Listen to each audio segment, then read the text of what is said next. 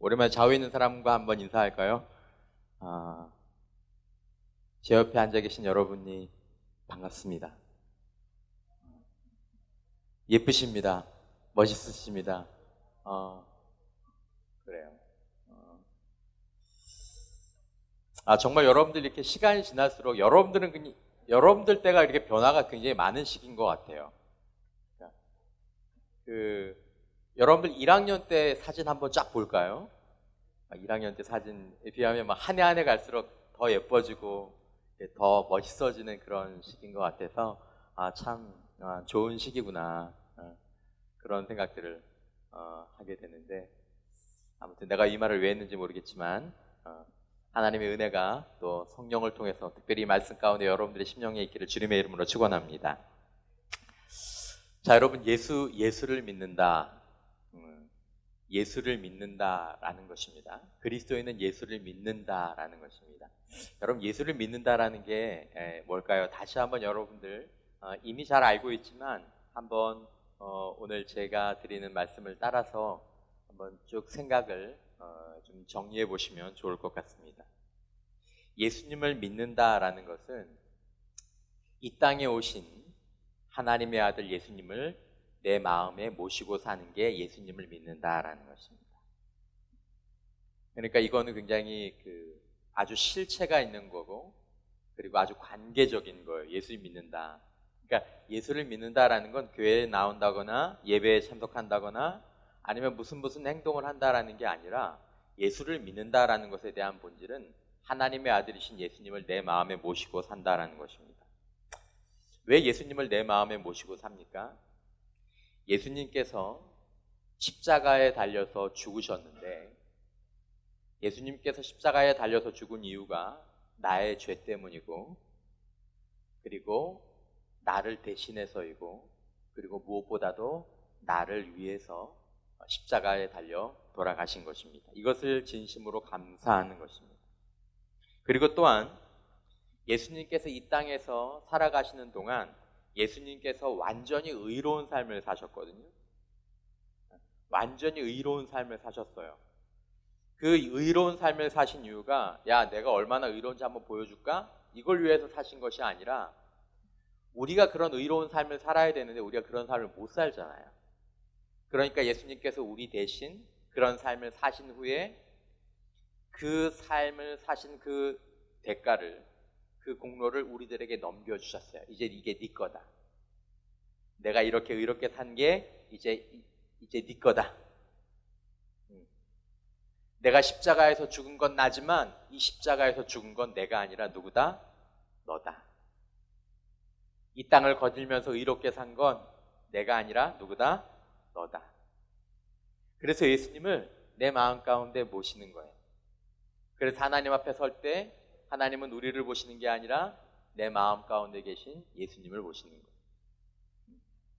이 예수를 믿는다라는 의미입니다.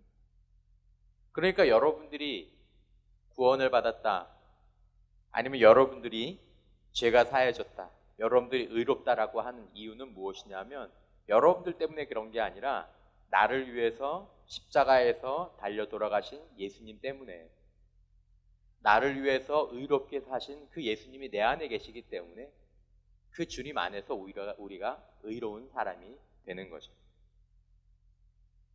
그래서 여러분, 예수를 믿는다라는 말은 이 예수님께서 하신 일이 나를 대신해서 이루신 것을 우리가 알고 받아들이는 가운데, 내가 예수님을 마음에 영접하고 이제 예수님을 주인으로 삼고 예수님과 동행하는 것이 바로 예수를 믿는 것입니다. 그러니까 예수를 믿는다라는 것은 그 마음 가운데 예수님이 계셔야 하고, 예수를 바르게 믿는다라는 것은 예수님과 동행하는 삶을 살아야 한다라는 것입니다. 왜 여러분 이게 중요하냐면, 하나님께서 예수님을 이렇게 이 땅에 우리를 위해서 보내주신 이유가 있어요. 이유가. 왜 왜 예수님을 하나님께서 이 땅에 보내주셨냐면, 예수님은 하나님의 아들이신데 우리가 예수님 안에서 하나님의 자녀가 되도록 하기 위해서 예수님을 이 땅에 보내주신 거예요. 하나님이. 누가요? 하나님이 우리를 예수님 안에서 믿음으로 말미암아 우리를 자녀 삼아 주시기 위해서 예수님을 이 땅에 보내주신 거예요. 우리가 예수님과 함께 살고 예수님과 동행함으로 말미암아 우리가 하나님의 자녀다운 삶을 살아갈 수 있도록. 그래서 여러분, 우리가 하나님의 자녀가 되는, 우리가 예수님 안에서 하나님의 자녀가 되는데, 이 신앙생활은 예수님이 이 땅에서 날 위해서 하신 그 일들을 통해서 내가 하나님의 자녀가 되고 이제 내가 하나님의 자녀로 살아가는 것이 바로 신앙생활이다라는 것입니다. 예수님을 모시고 예수님과 동행하면서 예수님 안에서. 신앙생활은 하나님의 자녀가 되는 것이고 신앙생활은 하나님의 자녀로 살아가는 것이다라는 것입니다. 그 전에는 어떤 사람이었냐면, 그럼 예수를 믿지 않는 사람, 그럼 그 전에는 어떤 사람이었냐? 예수를 믿지 않는 사람은 그 전에는 어떤 사람이었냐면 하나님이 없이 살아가던 사람이었어요. 그러니까 인생에서 자신의 삶의 생각과 마음에 하나님이 없이 살아가는 거예요. 하나님과 상관없이 살아가던 사람이 이제 예수를 알고 예수님께 사신 이야기를 듣고 이 성경의 진리를 자기가 듣고, 아, 내가 죄인이구나. 예수님께서 이 땅에 오셔서 나의 죄를 위해서 십자가에 달려 돌아가시고 3일 만에 부활하시고 승천하신 그분이 하나님의 아들이시구나. 아, 하나님께서 나를 자녀 삼으시기 위해서 그분을 이 땅에 보내주셨구나. 아, 내가 이제 하나님과 함께 하나님의 자녀로 이 땅을 살아가야 되겠다. 이게 이제 기독교 신앙생활의 출발이 되는 것입니다. 근데 여러분, 이렇게 인간이 잃어버린 하나님, 그전엔 생각도 못했던 하나님, 인간이 잃어버린 하나님과의 관계, 그전에는 하나님과 내가 원수였어요. 하나님을 내가 알려고도 하지 않았고 하나님을 때때로 거역하고 하나님과 상관없고 하나님을 무시하는, 하나님을 전혀 개의치 않는 그런 삶을 살았는데 이제 하나님과의 그 관계를 되찾는 것이 바로 그 기독교 신앙의 핵심인데, 문제는 이게 왜 그렇게 중요하냐라는 것입니다. 여러분, 이게 왜 그렇게 중요할까요? 심지어 오늘 그리스도인의 삶을 살아가는 여러분들의 삶 가운데 하나님이 계시고 하나님이 여러분들과 저의 삶 가운데 중심이 되시는 것이 왜 그렇게 중요하냐라는 것입니다. 왜 중요하죠, 이게? 왜? 솔직히 하나님 없이 살면 좀 더 편하지 않나요? 금요일날 기도회도 안 나와도 되고 토요일날 주말에 이 시간에 좀 놀아도 되고 주일날 교회 안 가도 되고. 근데 왜 하나님을, 그것도 중심에, 여러분 중심이라는 말은 뭐예요? 하나님을 중심으로 자신의 존재와 삶이 돌아가게 된다는 것입니다. 하나님이 내 삶의 기둥이 되고 내 삶의 기준이 된다는 것입니다. 여기에는 그런 사람도 있고 그렇지 않은 사람도 있습니다. 근데 이게 왜 그렇게 중요하냐라는 것입니다. 왜 그렇게 중요하냐라는 것입니다. 여러 가지 의미로 표현할 수 있겠지만 오늘은 한 가지 부분을 살펴보면서 말씀을 좀 이어갔으면 좋겠습니다. 왜 이렇게 중요하냐면 여러분, 하나님으로 말미암아 인간이 하나님을 아는 그때로부터 말미암아 인간의 삶 가운데 빛이 비춰오는데, 무슨 빛이 비춰오냐면 의미라는 빛이 비춰온 의미. 하나님을 알게 될 때 인간이 동시에 깨닫게 되는 것은 무엇이냐면 의미를 깨닫게 됩니다. 내 존재의 의미, 내 삶을 살아가는 일에 대한 의미. 여러분, 인간에게 정말 중요한 게 뭐냐면 의미예요. 의미. 여러분, 피조물들 가운데에서 유일하게 인간만이 의미를 추구합니다. 의미. 여러분들 강아지도 키우시죠? 고양이도 키우시기도 하고, 그리고 또 우리가 동물원에 가면 이런 것들인데, 여러분 강아지가 걔가 의미를 추구하는 거 보셨습니까? 없죠. 강아지는 밥 잘 주고 물 잘 주고 그냥 그렇게 사랑해 주면 그걸로 끝입니다. 자신의 존재의 의미에 대해서 고민하지 않아요. 그런데요, 여러분, 인간은 피조물들 가운데에서 유일하게 모든 것이 다 채워진 상태에서 허물을 느끼는 존재예요. 자기 마음대로 살면서 이게 아니다라는 생각을 느끼는 존재는 인간밖에 없어요. 여러분, 이것이 인간이 부딪히는 굉장히 큰 이 난제임, 난제.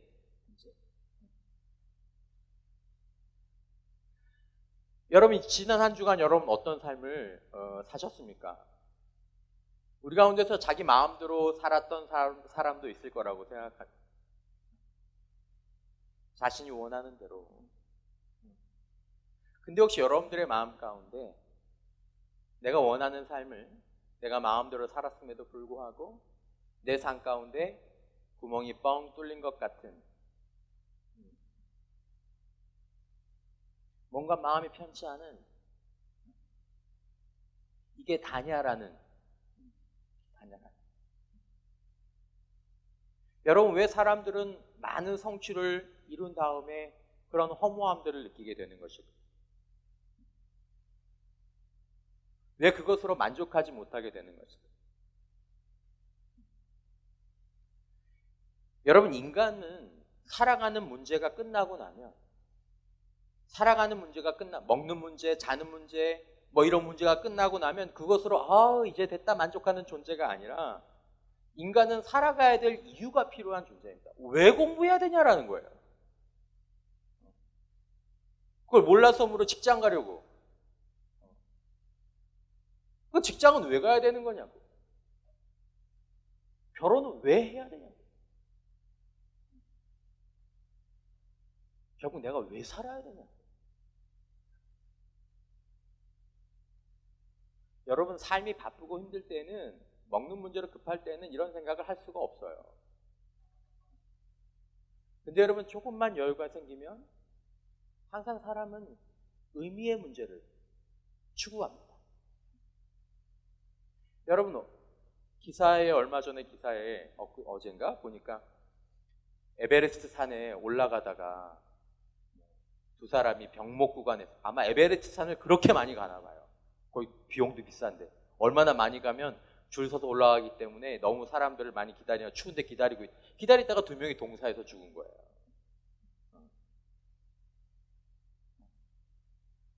돈 들죠, 시간 들죠, 목숨도 위험하죠. 근데 왜 그럴까요? 먹고 사는 것만으로는 만족할 수 없는 존재가 인간이다라는 것입니다. 여러분들이 행하는 대부분의 방황에 다 이 의미의 문제가 있어요. 그냥 방황해요. 나도 공부해야 되는 거 알고 나도 똑바로 살아야 되는 거 아는데 안 돼요. 왜요? 내 안에 뭔가 의미에 대한 질문들이 해결되지 않았다. 의미에 대한.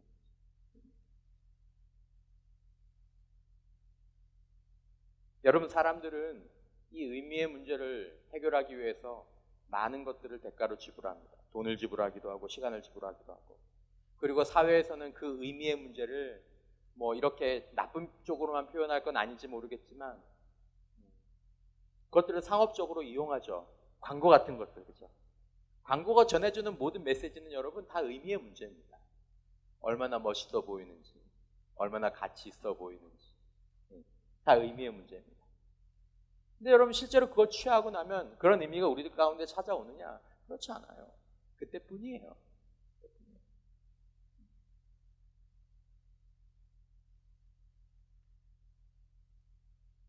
여러분들이 살아보면서 젊은 여러분들이라도 경험해 보았을 법한 결론은 무엇이냐면, 인간의 존재와 그 삶의 의미는 물질에 있지 않다라는 것입니다. 돈이 있으면 여러분들이 의미와 방황의 문제가 끝나느냐? 그렇지 않다라는 것입니다.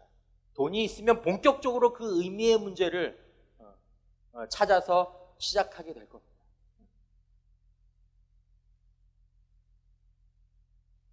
왜 사람들이 먹고 살만 하면 나쁜 곳으로 빠지나? 여러분, 나쁜 곳으로 빠지는 게 사실은 여러분 어떤 추구예요. 의미에 대한 추구예요. 인간 상호 간의 관계에 있지 않습니다. 여러분, 사람이 여러분들을 만족시킬 거라고 정말 믿습니까? 아직 아이예요.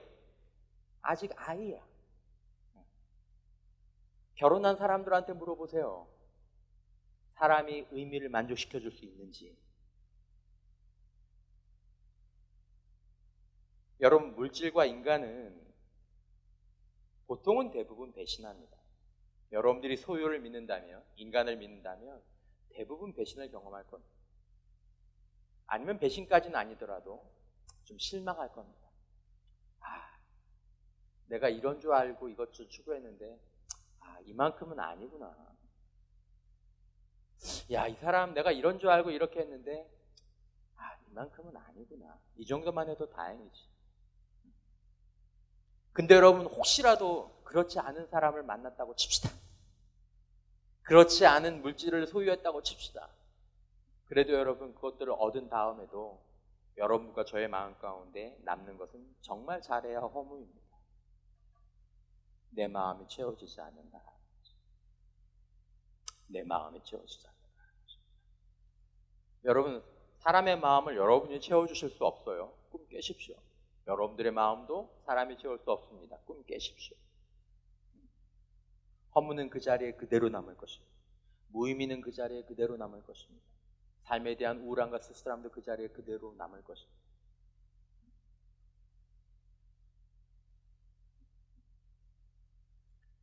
그래서 여러분, 인간이 존재하는 한 초월적인 것들을 추구하는 것을 절대로 멈추지 않을 것입니다.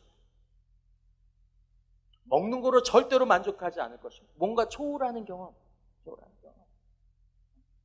끊임없이 위험에 도전할 것입니다. 뭔가 체험하기 위해서.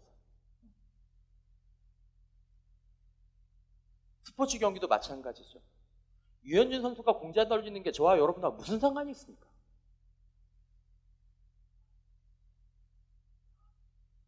거기서 어떤 초월적인 경험들을 추구하는 거야. 위대함, 멋있음. 그래도 우리나라 사람이잖아요. 여러분, 네모난 그물에 공 하나 들어가는 거, 그게 뭐가 그렇게 중요해요? 6월 2일 날 챔스 결승전이 뭐가 그렇게 중요하냐고. 새벽 4시에 한대. 왜? 내가 차는 거 아니잖아. 근데 왜 그때 박수치고 왜? 그냥 자지. 여자들 말이 딱 맞다. 그냥 자지 뭘 그걸 보냐고. 우리 마음 가운데, 특별히 남자들의 마음 가운데 더 그런 게 위대함에 대한 추구. 여러분, 제 아무리 돈을 많이 줘도 사람에게 의미 없는 일을 반복시키는 건 지옥입니다. 지옥. 군대에서 그걸 뭐라 그러는지 아세요? 뻘짓. 돈을 여러분 수억을 준다고 하더라도 무의미한 일을 반복시키면 인간은 죽습니다. 여러분. 그러니까 자기의 생명을 내걸고라도 내가 혹시라도 죽을지 몰라도 도전하고 추구하는 거예요. 그 의미에 대한 문제 때문에.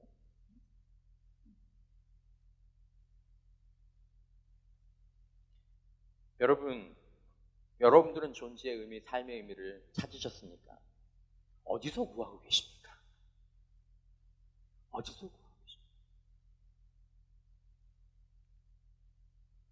여러분, 우리의 시선이 그러므로 창조주 하나님, 우리를 구원하신 하나님, 심판하시는 하나님, 그 하나님이 계실 때 비로소 우리 존재와 우리의 삶의 의미가 분명하게 떠오르는 것입니다.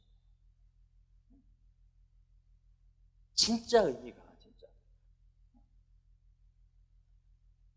하나님이 우리들의 삶 가운데서 분명히 제대로 떠오르시고 우리가 하나님에 대해서 분명히 하나님을 알게 될 때 우리 삶의 다른 모든 요소들이 제자리를 찾아가게 되는 것이다라는 것입니다. 밥 먹는 거, 공부하는 거, 사랑하는 거, 운동하는 거, 즐기는 거, 누리는 거 모두가 다. 그 전까지는 여러분 모든 것들을 다 하는데 그 모든 것들이 다 의미가 없어져. 이걸 파편화됐다 그러는 거예요. 파편화됐다. 무슨 말이냐면 여러분, 아름답게 지어진 건물이 있잖아요. 아름답게 지어진 건물이 와르르 무너졌다고 해보십시오. 무너지면 거의 대부분 그 요소들이 다 거기 다 있습니다. 하지만 그 건물의 요소들이 다 거기 있다고 해서 그것들이 아름다운 건물 본연의 기능을 다 하는 게 아닙니다. 많은 사람의 인생들이 다 파편화되어 있어요. 밥 먹는 것도 의미가 없고, 자는 것도 의미가 없고, 공부하는 것도 의미가 없고, 노는 것도 의미가 없고, 다 파편화되어 있어요. 근데 여러분, 그 가운데 하나님의 중심이 딱 세워지면 하나님을 중심으로 모든 것들이 다 재구성의 모습들을 찾아가면서 한 인간의 삶 전체가 의미 있는 삶으로 떠오르게 된다는 것입니다. 내가 누구인지, 나는 어디서 왔고 어디로 가게 되는지, 나는 어떤 위대한 일로 부르심을 받은 사람인지, 오늘 내가 죽어도 괜찮은 이유가 무엇인지, 내가 오늘 이 고통을 견뎌야 될 이유가 무엇인지, 그럴 만한 가치가 왜 있는지, 하나님을 알 때, 하나님을 알 때.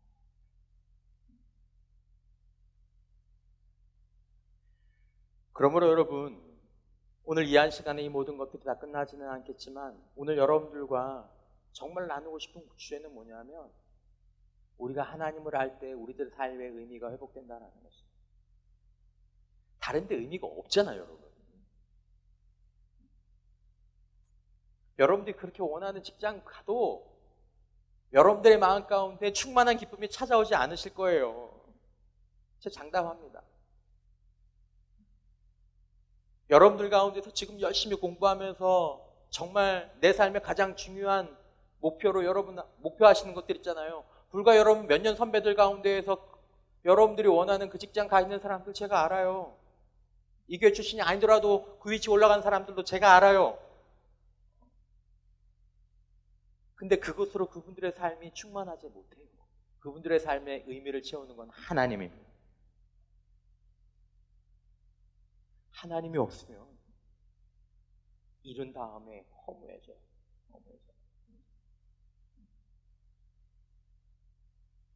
그러므로 여러분, 저와 여러분들이 배워야 될 것,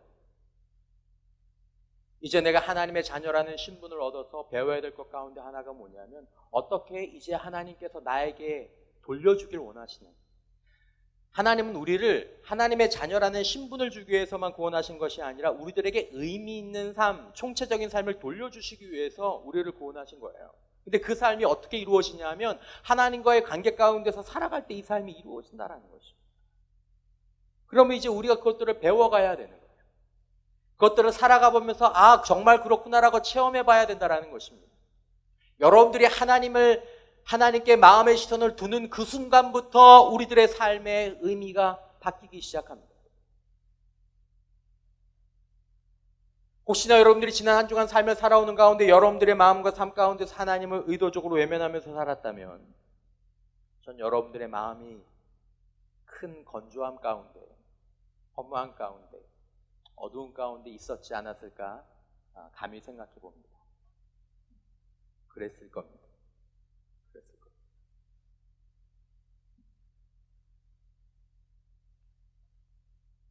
골로새서 1장 13절에 보면 그리스도인이 된다는 것은 나라를 바꾸는 것입니다. 나라가 바뀌는 것입니다. 여러분, 이 사실을 잘 이해하십시오. 나라가 바뀐다는 것은 무엇이냐면, A라는 권세에서 살다가, A라는 권세에 복종해서 살다가 B라는 권세로 우리가 옮겨지는 것이 바로 나라가 바뀌는 것입니다. 정말 그리스도인의 삶을 살길 원하신다면, 하나님과 함께 사는 삶을 경험하길 원하신다면 이 권세가 바뀌어야 돼요. 그 이전에는 나라는 권세 아래서 인생을 살았다면, 세상의 권세 아래서 인생을 살았다면, 여러분 그 가운데 살면서 여러분들이 무슨 권세라 그래요? 어둠이라고 얘기하잖아요. 여러분. 저는 여러분들에게 정말 제 자신에게 물었던 것처럼 묻고 싶습니다. 여러분, 하나님 없이 사는 여러분들의 삶이 빛입니까? 어두움입니까? 여러분들의 마음이 빛입니까? 어두움입니까? 나는 그리스도 안에서 충만한 기쁨을 살던 사람이 그리스도 밖으로 나가서 얼굴이 밝아지는 건 본 적이 없어요. 본 적이 없어요.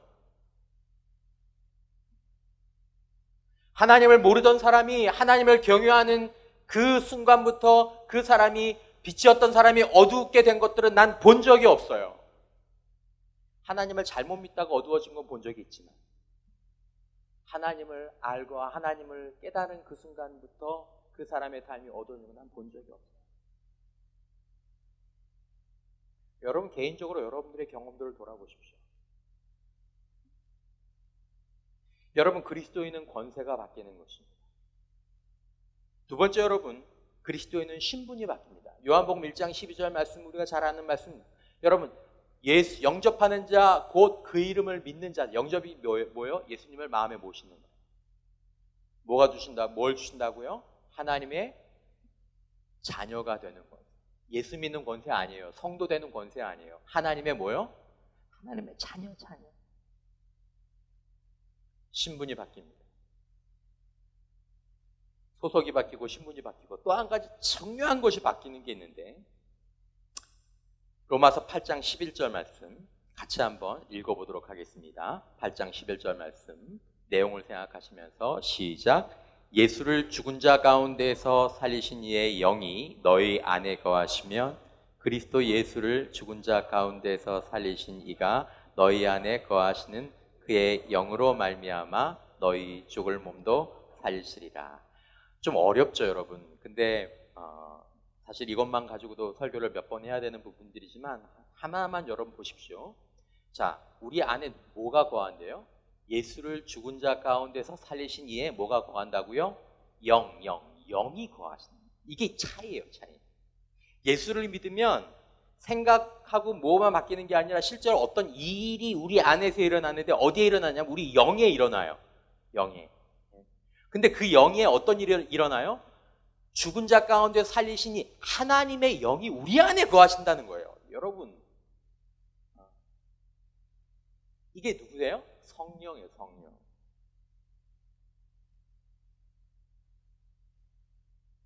예수님을 믿으면 성령이 우리 안에 거하신 내 안에 성령이 계신다라는 거예요. 성령이.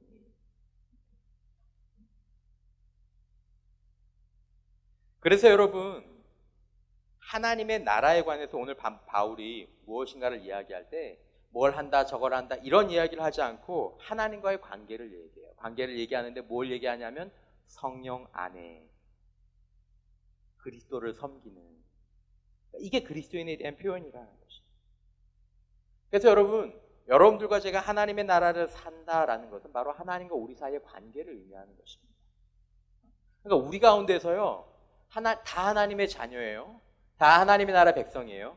근데요 하나님의 나라를 잘 살았던 한 주가 있고 하나님의 나라를 잘 살지 못한 한 주가 있어요. 하나님의 나라를 잘 사는 사람이 있고 하나님의 나라를 잘 살지 못하는 사람이 있어요. 그것에 따라서 삶의 결과와 산출물이 달라진다는 것입니다. 신분은 하나님의 나라인데 하나님의 나라를 살지 못한다는 것입니다. 그래서 여러분 구약 성경에 보면 하나님의 나라를 살았던 사람들을 이렇게 표현합니다. 창세기 5장 24절에 보면 에녹이라는 사람이 나와요. 에녹은 구약 성경에 보면 하나님과 동행하다 하나님이 죽기 전에 하늘로 이렇게 싹 올려가신 사람이거든요. 근데 뭐라고 나와요? 하나님과 함께 뭐 했다? 동행했다. 이게 신앙이 좋은 거예요. 많은 제사를 드리고 많은 헌금을 하고 교회 안 빠지고 착한 일을 하고 그렇게 나오지 않아요. 뭐 했다고 나와요? 하나님과 뭐 했다? 동행했다.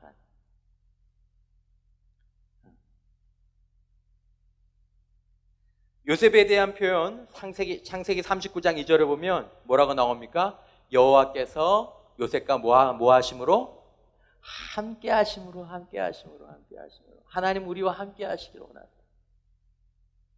하나님 우리와 함께 하시길 위해서 우리를 구원하셨어요. 우리를 자녀로 부르셨어요.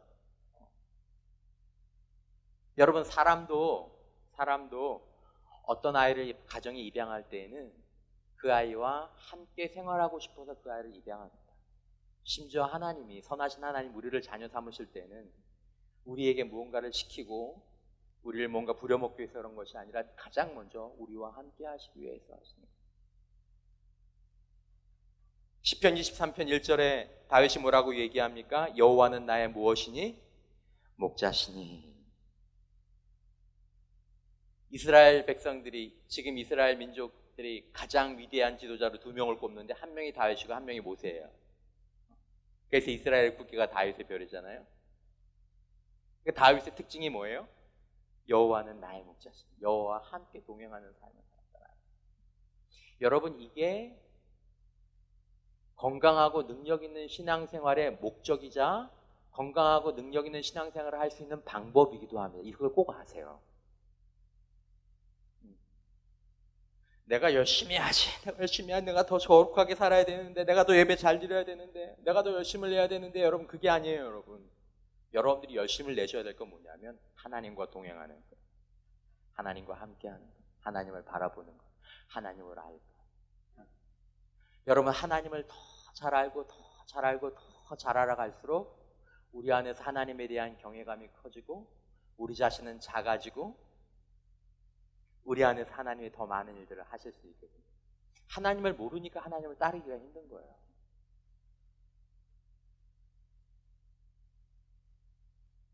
미가서 6장 8절 말씀에 뭐라고 얘기합니까?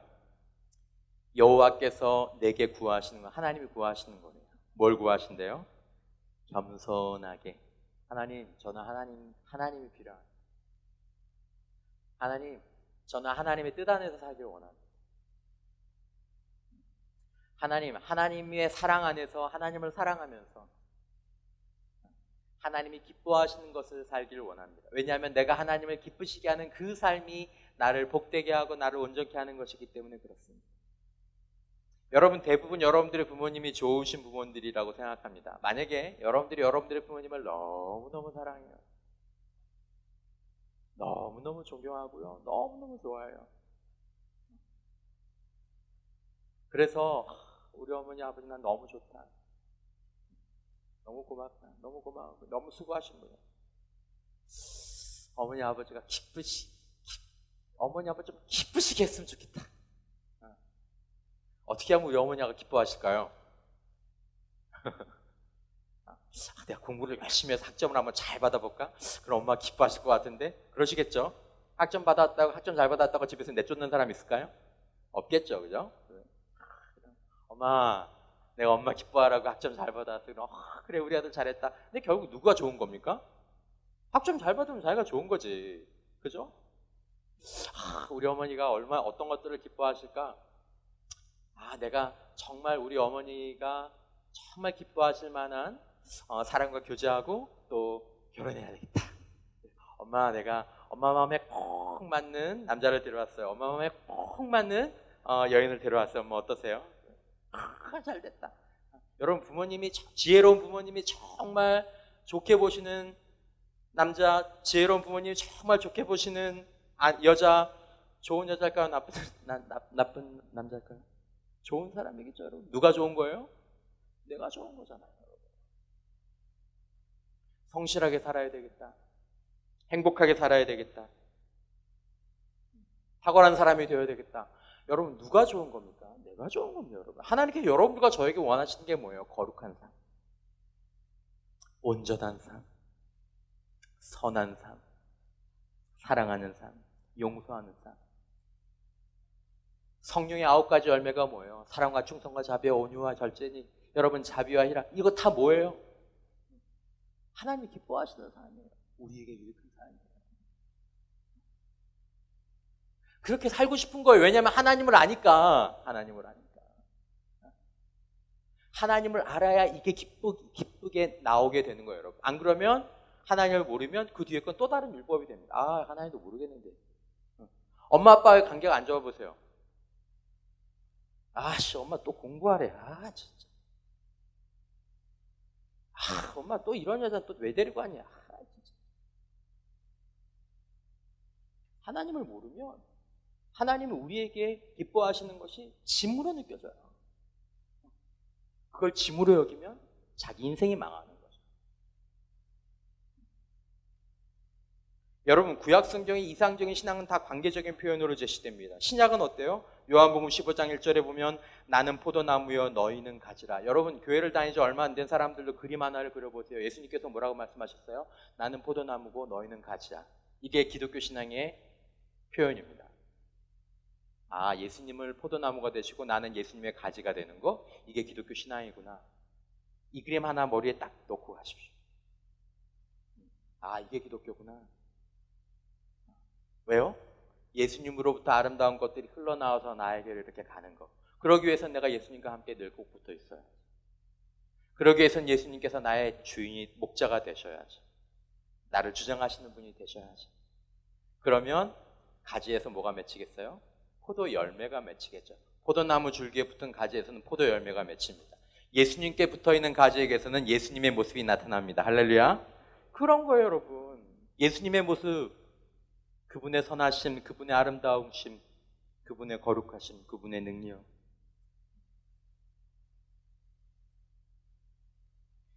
여러분, 우리는 하나님의 나라라는 신분을 얻었지만 그 나라를 살지 못하면, 누리지 못하고 나누지 못하게 됩니다. 여러분, 예수님을 통해서 임한 하나님의 나라는 하나님께서 우리가 온전히 하나님과 함께 살면서 하나님께서 우리의 아버지 되시고 우리의 목자가 되시고 우리의 왕이 되시는 그런 삶을 살라라는 것입니다. 그럴 때 여러분, 우리들의 삶에 뭐가 있다고 나옵니까? 오늘 본문 17절 말씀에 우리의 삶에 뭐가 있어요? 의와 평강과 희락, 다 좋은 거잖아요, 여러분. 여기서 말하는 의와 평강과 희락은 여러분, 허무한 의와 평강과 희락이 아니에요. 온전한 의와 평강과 희락이에요. 그냥 여러분 소비하듯 맛집을 찾아다니면서 그냥 맛집 자체에서 아니면 내가 어떤 쾌락적인 물품이나 행동 자체에서 느끼는 그 희락이 아니에요. 하나님 안에서 누리는, 하나님 안에서 맛있는 음식을 먹고, 하나님 안에서 여행을 하고, 하나님 안에서 친구들과 운동하고, 하나님 안에서 남녀가 서로 사랑을 나누고, 그때 진짜 의와 평강과 희락이에요. 거기서 누리는 의와 평강과 희락은 여러분, 기쁨이 몇 배가 더 커요. 그 안에서 누리는 가족의 기쁨은 기쁨이 몇 배나 더 커요.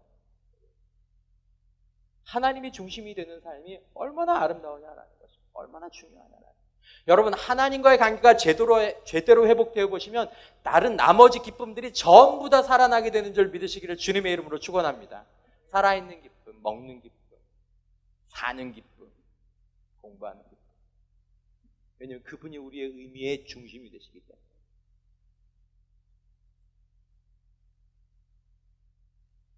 오늘 보면 18절에 뭐라고 얘기하게 됩니까?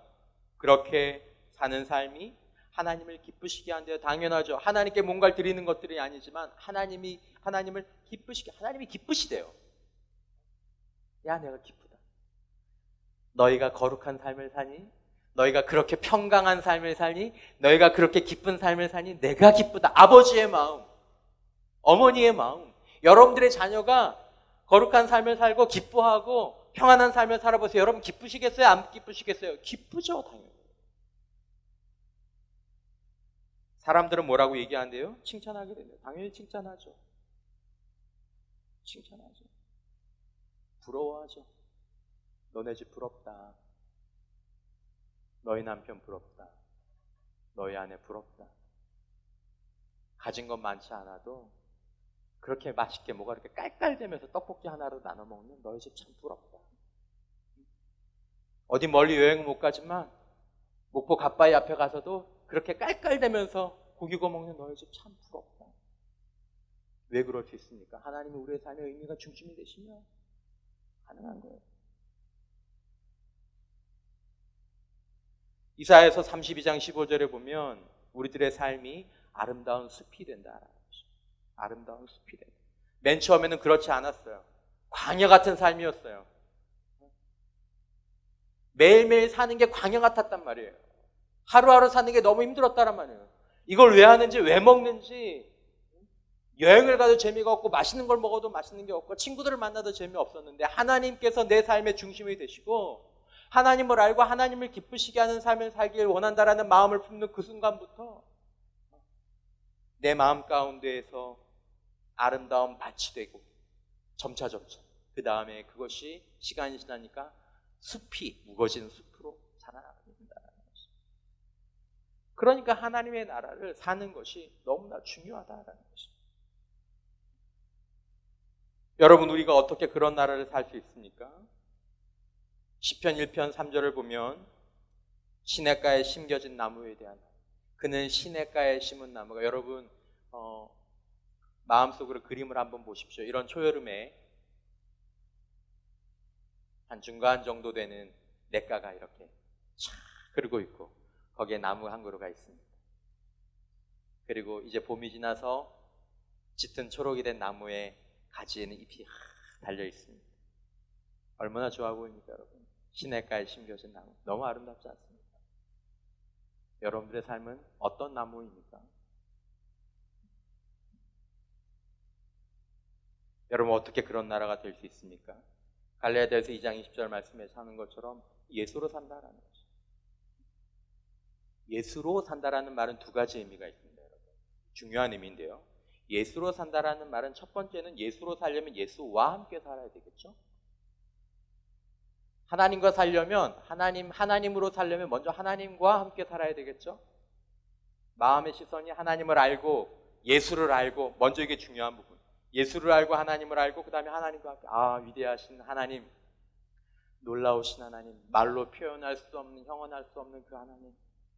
그러나 내 마음 가운데 계신 주님을 바라보며 주님을 묵상하면서 주님을 더욱 알아가면서 그 예수님과 함께. 그러니까 여러분, 내 마음 가운데서, 여러분들과 저의 마음 가운데서 늘 우리 예수님과 하나님에 대한 찬양이 있어야 돼요. 그분에 대한 묵상이 있어야 돼요. 그분에 대한 바라봄이 있어야 돼요. 늘 여러분들을 볼 때마다 여러분들 곁에서 예수님이 함께 발견되셔야 돼요. 아침에도 발견되고 점심에도 발견되고 예배 가운데도 발견되고. 그리고 두 번째 중요한 것은 뭐예요? 예수님께서 주도하시는 삶이어야 돼요. 함께 살지만 주도하지 않으면 예수로 사는 것이 아니다. 함께 살지만 하나님이 주도하시지 않으면 하나님께서 우리의 목자가 되는 것이 아니다. 나무는 물에 의존하고 있고 가지는 줄기에 의존하고 있고 양은 목자에게 의존하고 있습니다. 여러분들은 하나님께 의존되어 있습니까? 여러분들과 저는 예수님께 늘 의존되어 있습니까? 여러분들이 주인이 되시지는 않으셨습니까? 아니면 다른 것들이 주인 되지는 않으셨습니까? 여러분 다음 한 주간 삶을 살아가시는 가운데 주님께 여러분들을 의탁시켜 보십시오. 하나님께 여러분들을 의탁시켜 보십시오. 좋으신 하나님이십니다. 죽기까지 날 사랑하신 주님이십니다. 내 안에 계십니다. 내 안에 계십니다. 그 주님께 여러분들의 삶을 주도하시게 내어드리십시오. 하나님이 기뻐하실 만한 일, 우리 주님이 기뻐하실 만한 일, 그런 말로 주님께 드리십시오. 무엇을 하라는 게 아닙니다, 여러분. 어떻게 하라는 것입니다. 잘 구분해 주십시오. 무엇을 하라는 게 아니에요. 어떻게 하라는 것입니다. 하나님이 주도하시게, 하나님이 기쁘시게, 주님이 하신다. 여러분, 여러분들의 삶 가운데에서 이 일들을 위해서 마지막으로 장애물이 있다면 바로 저와 여러분들, 나. 그래서 예수님은 마태복음 16장 24절에 이렇게 말씀하셨습니다. 우리들로 하여금 예수께서 제자들에게 이르시되 누구든지 나를 따라오려거든. 이 말씀이 무슨 말이냐면 나의 가지가 되려거든, 나의 양이 되려거든, 나의 나라를 살려거든 자기를 부인하고. 내가 부인 되어야 돼요. 내가 주인 되려는 노력들이 포기되어야 해요. 왜냐하면 내가 주인 되는 삶을 살아봤잖아요. 광야였잖아요. 내가 주인 되는 삶을 살아봤잖아요. 인생이 다 파편화됐잖아요. 주님이 아닌 것들이 주인 되는 삶 살아봤잖아요. 배신이었잖아요. 실망이었잖아요. 허무였잖아요. 한번 제대로 마음 놓고 하하하하 남들이 보기에 너 너무 행복해 보인다라고 그렇게 웃어본 적이 있냐고.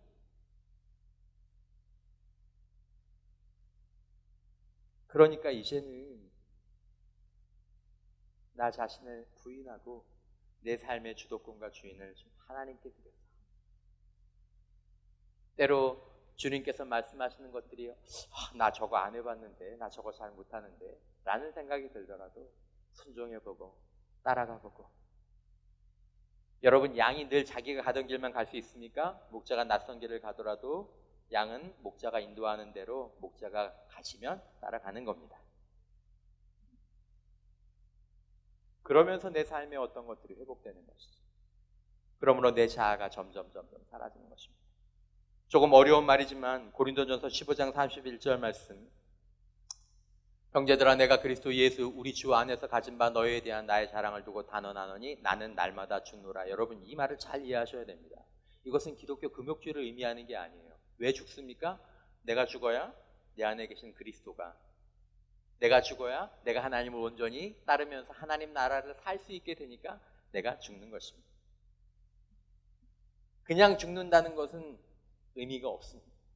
여러분들 가운데서 가끔 그냥 죽으려는 사람들이 있어요. 아니요, 여러분. 여러분들이 하나님을 알고 예수님을 알고 그 다음에 죽으셔야 됩니다. 죽더라도. 하나님을 알지 못하고 예수님을 모르는 상태에서 죽는 것은 인간성이 소멸되는 것입니다. 하나님 그걸 원하시는 게 아니에요. 놀라우신 하나님을 아니까 나를 부인하는 거예요. 사랑의 주님을 아니까 나를 부인하는 것입니다. 사랑하는 형제자매 여러분, 여러분과 저의 남은 인생 다시 한번 하나님의 나라의 백성만 되는 신분만 갖고 사는 것이 아니라 하나님의 나라를 살아가는 은혜가 체험되어지고 도전되어지는 은혜가 있기를 주님의 이름으로 축원합니다.